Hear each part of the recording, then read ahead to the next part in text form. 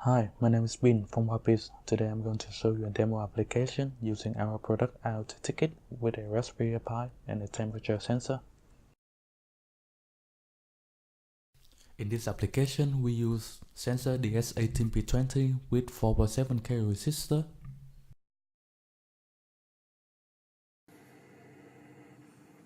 Put the sensor on the breadboard.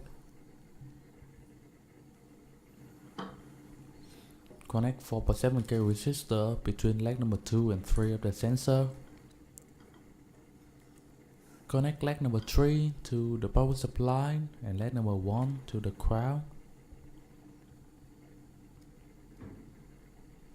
After that, connect the power supply to pin number 1 and the ground to pin number 6 on the Raspberry Pi.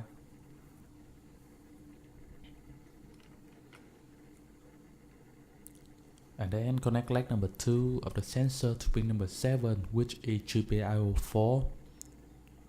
You can get the pin layout of the Raspberry Pi on the internet,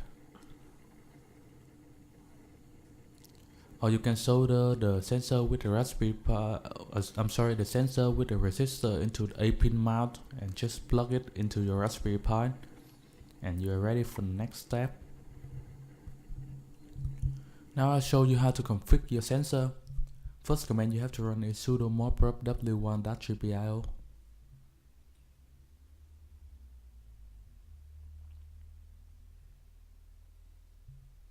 After that, run command sudo moprub w1_therm.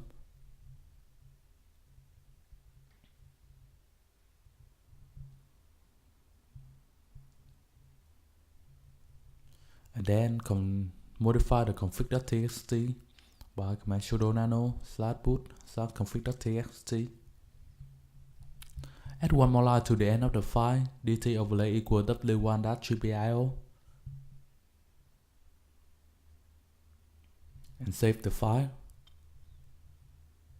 Now you can get the ID of your sensor by command ls-l/sit/bus/w1/devices. It will return you the ID of your sensor. And now you can get temperature data from your sensor by command can/sit/bus/w1/devices/your sensor ID/w1_slave.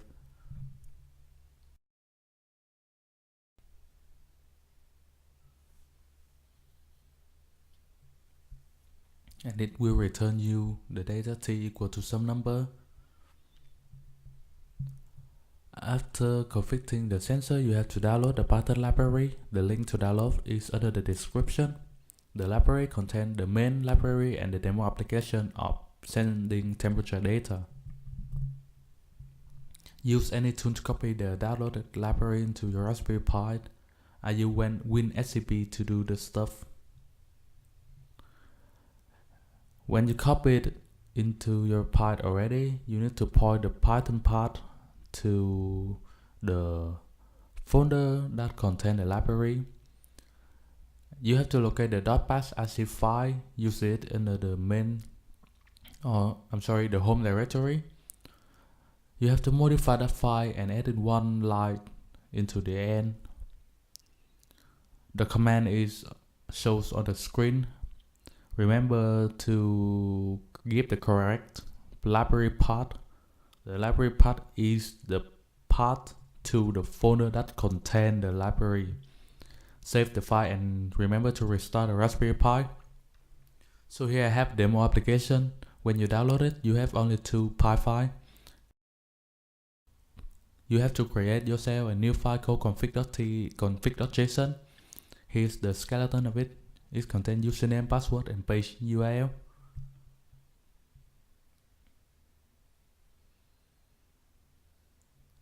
Now I will test the application. Program is run to register a new device. Run it by command python 3 temperature measurement.py config.json. Config.json is passed as a command line argument to call the config file. When you run it, it will return you a number that is your new device ID, and it will create you a new JSON file called write.json. It will be used on the next program to write data. To run write data program, you will run the file Python3 temperature write data.py write.json, passes an command line argument. Now you can say that the data is written every 2 seconds. Go to your IoT.com, log into your dashboard.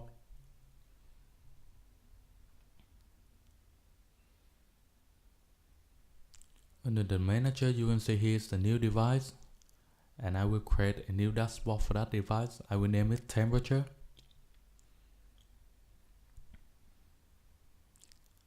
And here's the interface designer. You just drag and drop the component. I will drag the out, the graph, and the data table. After that, you have to buy data. You will click on the data log, and you will see that is the sensor temperature. Just drag and drop the data into the component, and you will see that it is show some dialog, create a connection. After creating data, click save, and now you can see the data is getting in real time directly when it's sent from the sensor to the server, and the dashboard will get that data. So now I will touch the temperature sensor by my hand, so you can see the temperature is increasing. And now we're going to our dashboard. You can see that the temperature shows on the graph is actually increasing, so it gets the data in real time.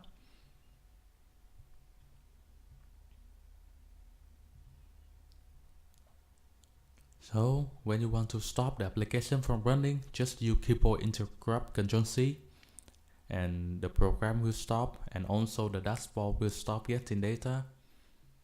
That's what we expect.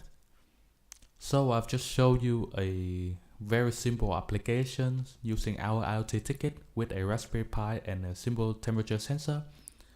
You can apply more the application, and thank you for watching.